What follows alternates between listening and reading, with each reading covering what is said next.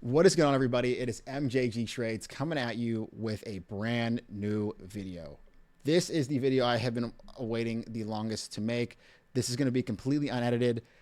So if I say things twice, I apologize. I love this company and I want to share it with you because I believe this company has the most potential and could be the biggest winner of 2026. And I genuinely mean that for a multitude of reasons.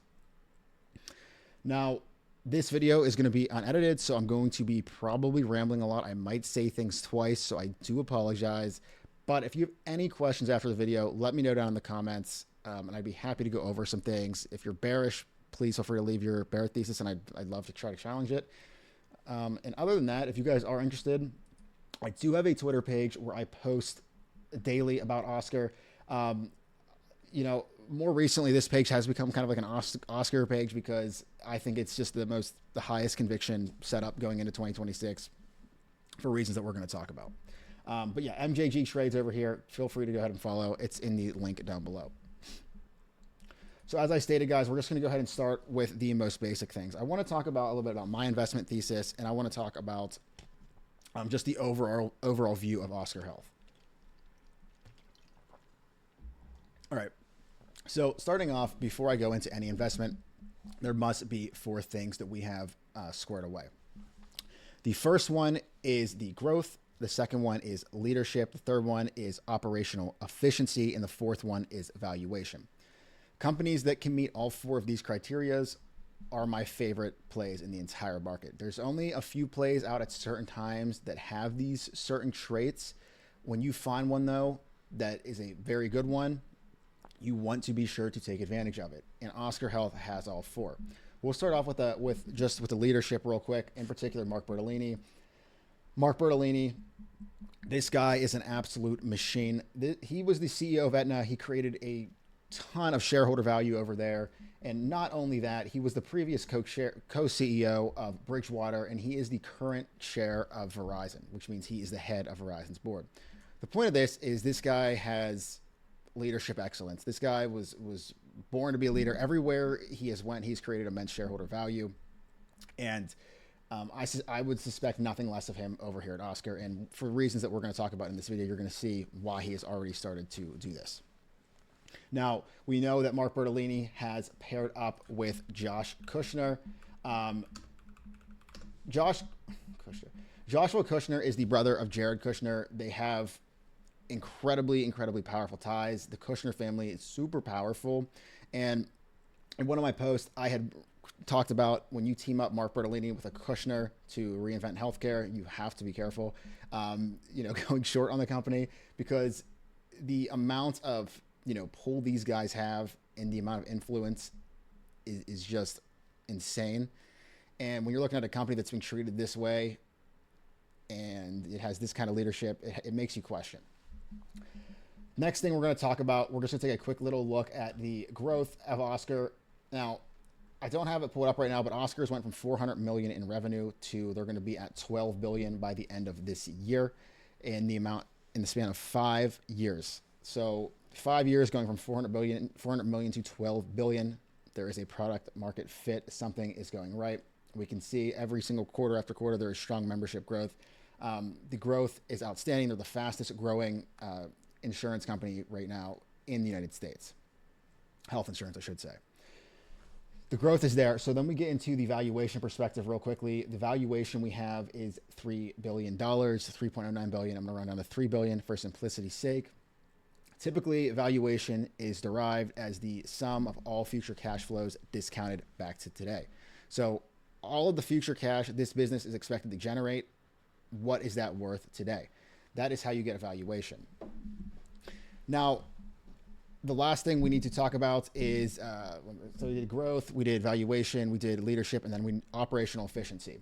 So Oscar is one of the leanest companies in this space as well. Their operations are incredibly lean. They're able to reduce overhead basically by utilizing AI in a lot of ways that most traditional insurers do not use. This can be seen in their SG&A expenses. This can also be seen, in their MLR improvements quarter over quarter, Q2 to Q3. And for a company at this stage, they should not be able to operate as efficiently as they are. Typically with growth companies, you work on a curve. you're approaching GAAP profitability. All of a sudden you hit GAAP profitability and you take off. Essentially, they have checked all 4 of these points. Now, I believe the market is mispricing this for various reasons. And I think the first one I really want to talk about is people don't understand how the ACA works. Specifically, how does ACA risk adjustment work? So I decided to, I utilize ChatGPT just to help clarify my own points in this, but I really want to talk about what risk adjustment is. This accounts for 20 to 40% typically of the revenue of a company in the ACA. So basically, as you can see here, I'm just going to kind of talk through this, point out some important things that I want to understand, and then I'm going to show you in the financial statements where this relates. And ultimately, we're going to get to a new value I have for OSCR, but like I said, I'm just ripping this all off the top of my head. I'm not really looking at any notes or anything here. This is just me kind of giving my thesis. So as you guys can see, what is ACA risk adjustment? It's a mandatory money transfer system where low-risk insurers pay high-risk insurers. Because insurers aren't allowed to price based on health conditions, risk adjustment exists so plans with sicker members don't go bankrupt. So what had happened was when the ACA was first created, they didn't want people just going out and basically insuring only healthy members because that wasn't the point of the Affordable Care Act. The whole point of the risk adjustment was they wanted companies to take on people of all demographics, of all sort of, health levels. And basically they created this risk adjustment system so that people that insured sicker members would in turn get more money coming into the risk adjustment program as opposed to people just taking healthier members. So it's a way kind of to balance everything out. As you can see here, without risk adjustment, plans with sick people would lose tons of money. Insurers would compete by avoiding risk, not managing care, and they would only want healthy people. I mean, it just makes sense.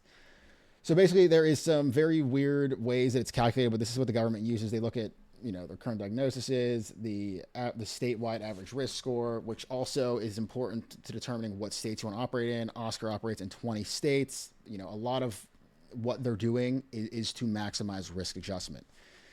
A lot of insurers don't want to get into the ACA for this reason because it is incredibly complex to operate. But like I said, when you have a leader like Bertolini, who has basically seen this system through and through, there's just no doubt in my mind. And when we get into the statements, you're going to see why.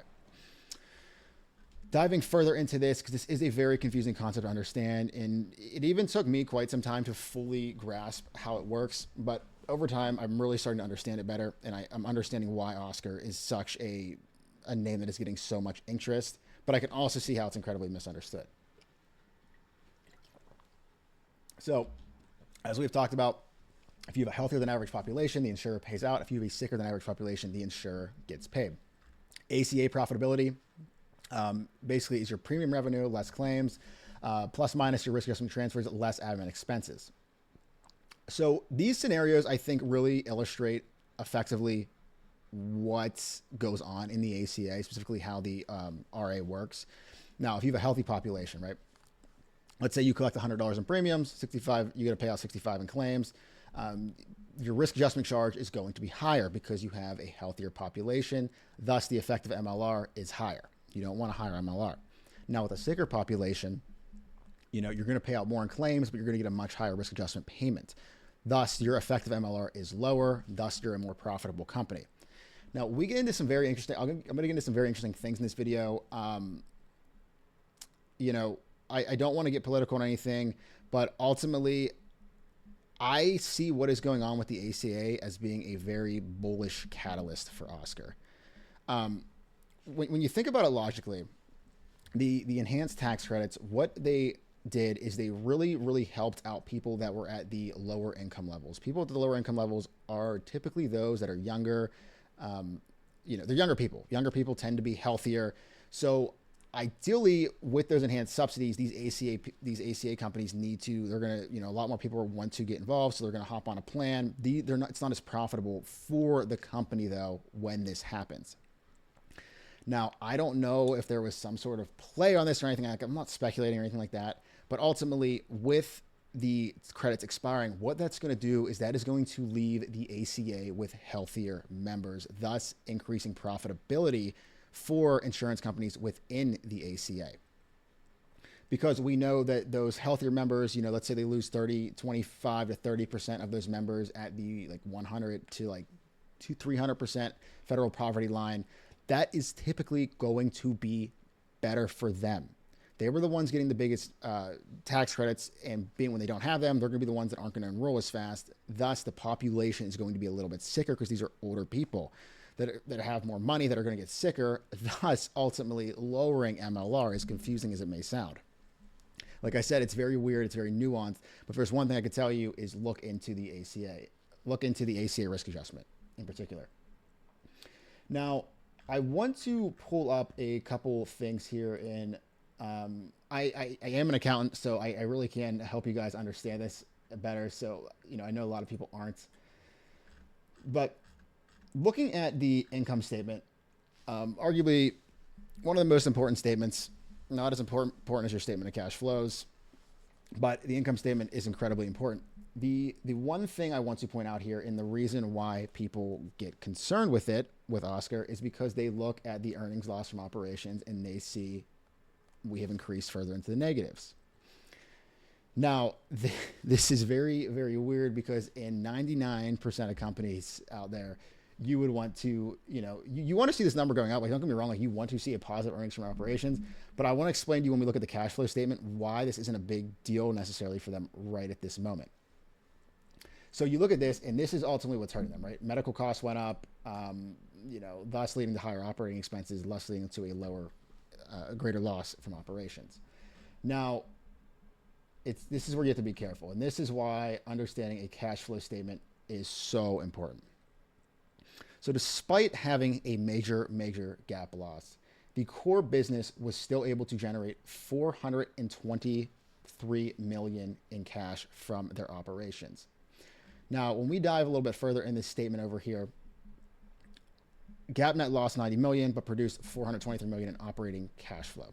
So this company is generating $423 million in operating cash flow, and they are trading at $3 billion, despite being the fastest growing health insurance company in the United States. Okay.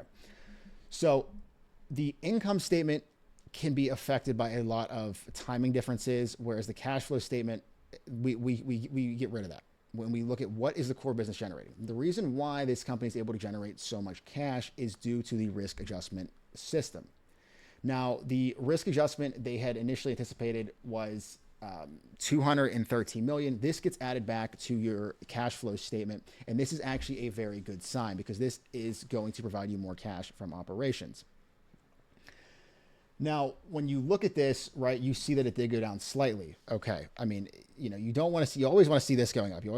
But we know this was a harder year. Market morbidity was higher. Any insurance company across the board suffered, greatly in this regard. But the point being is that they are still operating at a cash flow positive position, which will tie into your free cash flow, which ultimately will determine share price, as confusing as it may sound. Now, we talk about a little bit deeper here. GAAP net income is going to include estimates, non-cash items, adjustment accruals, but cash flows show the real cash the business generated. Now, 0.3, they are sitting at a 0.3 to 0.4x sales with basically $500 million in annual cash flow generation power once the transfers normalize.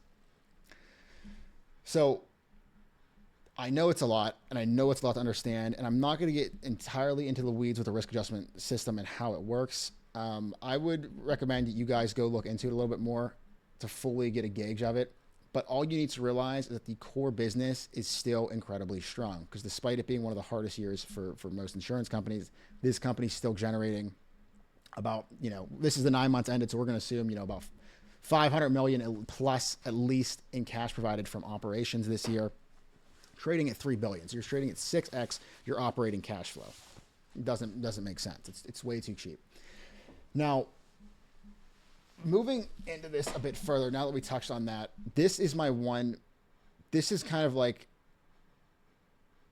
the thing that people aren't seeing. They see all this chatter out there about the ACA. They hear all this stuff. They assume members are going to drop, which members will drop, but it doesn't matter, because when bottom line profitability increases, that's all that matters for the value of a business. So currently at this point, just from the cash provided from operating activities, if we can just go ahead and, we can assume $500 million is generated this year, give them at least a 20x multiple, a $10 billion company, you have at least a 3.5x up to $45, $50 per share that I believe this company should be fairly valued at. All right, now we talked about where the current is at a point in time, looking at the statement. Now, I want to talk a little bit about some additional things that could even create a more bullish catalyst, despite us being already criminally undervalued. We're going to talk about ICHRA. ICHRA's, it's a individual, I'm actually going to pull it up in my second because I don't want to mispronounce it. It's an individual coverage health reimbursement account. I believe is the exact name. I want to make sure I'm saying that right. Once it loads up here.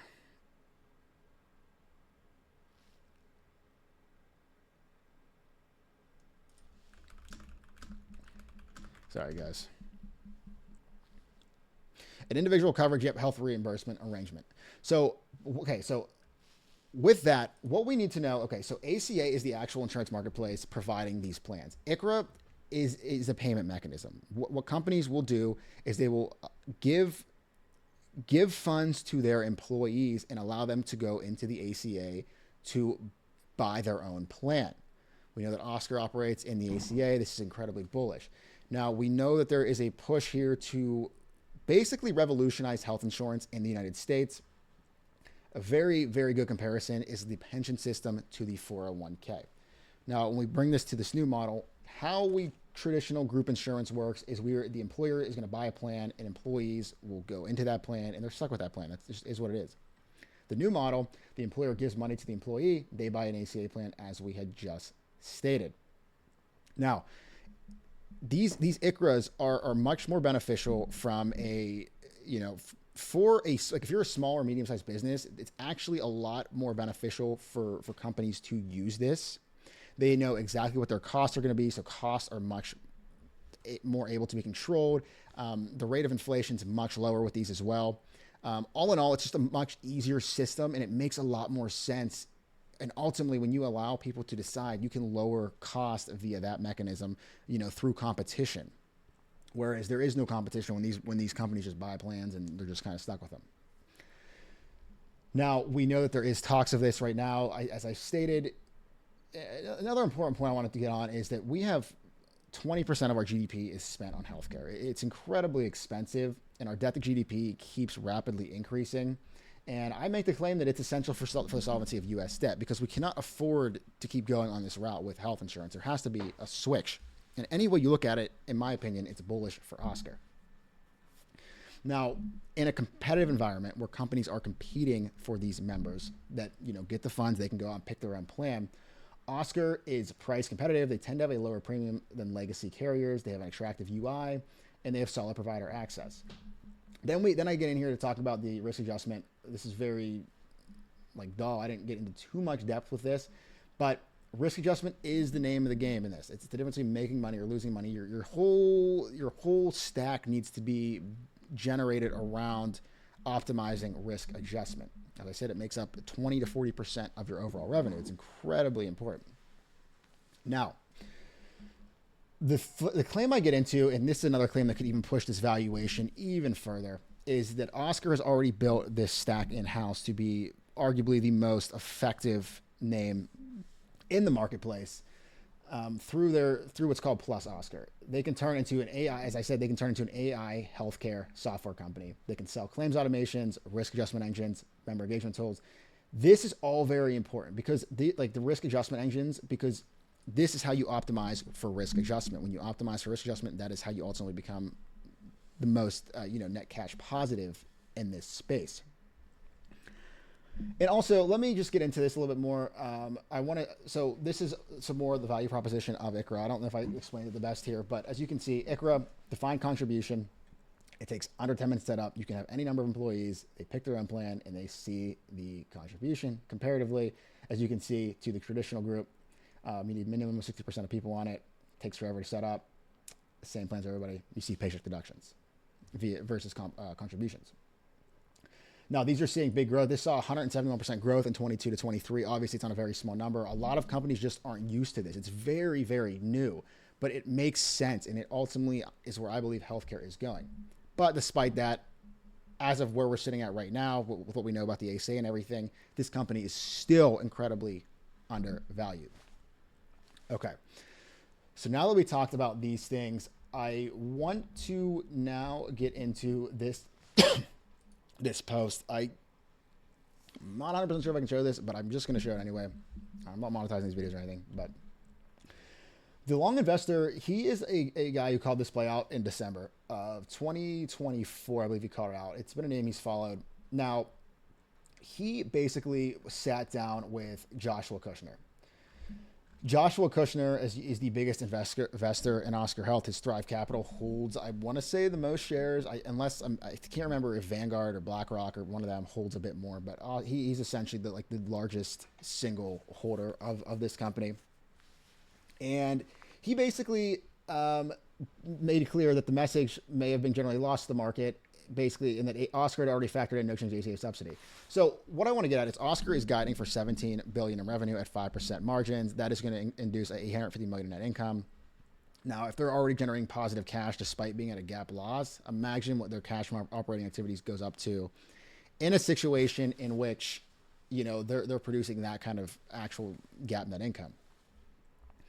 Now, a couple things that we, need to get into is that Oscar has already priced everything they needed to price in for risk for 2026. It's already priced in. On November 10th, the CFO already came out and reaffirmed guidance. And in this post, he basically said that he agrees that Oscar is incredibly undervalued. Straight off the bat, he said that Oscar is undervalued, and that is not surprised. He asked about Plus Oscar. He said that this is very important. Other companies are dying to get their hands on the software. It reduces costs, yada, yada, yada. Now, it's funny that he said this because this was written after my post, but this is kind of what I said about Oscar's stack and companies needing this stack to be able to compete in an ACA environment. Basically the whole point of this is that they are incredibly bullish. He said he has a meeting with Mark Bertolini, which I'm very excited to listen to. And they are very, very bullish going into 2026 about the share price. The share price is at $12. I mean, this thing doesn't even make sense. So now that we talked about that, guys, I believe the only other thing to do, really, I want to look at the chart and then give my final remarks on this company as a whole. Sorry if I was all over the place and there was a lot that was explained there. The ACA is very, very confusing, and there's things that I'm learning every day about it. But I think these are very important to point out because people tend to not pay attention to it because they just look. Even a lot of people, even a lot of institutional investors, I can assure you, don't go into this great a detail with it. But nonetheless, I want to talk about some things. The first thing I want to talk about is this institutional volume that's coming in here. Well, we see that back in 2024. Volume was averaging out, as you can see right here. Volume's averaging we'll say 13 here, you have some 20, 30, right around 20 million in average volume. Now you come closer to, the summer months here, you're getting average weekly volumes at hundreds of millions, averaging out, we'll say about 100 million in volume compared to 15 million. So you're looking at almost an 8x increase in average volume, and that's an extended period of months where the stock price has just not done anything. This is a very, very common theme in these, multi-baggers, right? This volume picks up, selling pressure subsides, all the weak hands get out essentially, and then this thing rips. Where I have Oscar going here in the short term, once we officially get a breakout, and it's going to come on some sort of news or some sort of ACA news or whatever it's going to take. I mean, it's just going to take some, I think by end of Q1 2026 is when this is going to start moving. But ultimately, if this company, gets up to about, right around 45, 50, you're looking at a 220% increase, which is fair value. That's just fair value, guys. And as I stated, as we see ICHRA adoption expand and, as their operations just get incredibly more efficient, I'm telling you that this could even be an incredible lowball. I mean, you're looking at potentially $80 to $100 a share, which I don't even think is that outlandish or that far-fetched for this name. I think people just have a very hard time understanding the ACA, but with volume peaks like this, there is huge amounts of institutions getting involved. So with that said, I think that is where I'm going to end this video at for now. I hope I covered mostly everything. I know this video was all over the place. I was just talking about a bunch, but ultimately, this is my biggest play. I have about 80% of my portfolio in it. The other portion's in a stock called Zeta, another stock called HIMS, you guys are probably well aware of. HIMS, Zeta. And I also hold a little bit of, oh my gosh, why am I forgetting? DLO. So I don't know how to forget DLO. I'm holding some DLO as well. But these are my main plays right now. But this is going to be the play that I suspect is going to be our biggest winner in 2026. So with that being said, I would just suggest that you guys really look into look into this company, learn about the ACA, learn how to read the cash flow statement, because this will tell you the whole, everything you need to know about this company. As I said, cash from operating activities came down a little bit, but at the same time, it was a very, very just a rough year for health insurance companies in general. But this company is being valued as if they're using cash from operations, they're burning through cash, but it's just absolutely not the case here for OSCR. So if that video helped you at all, feel free to leave a like, feel free to comment down below your thoughts.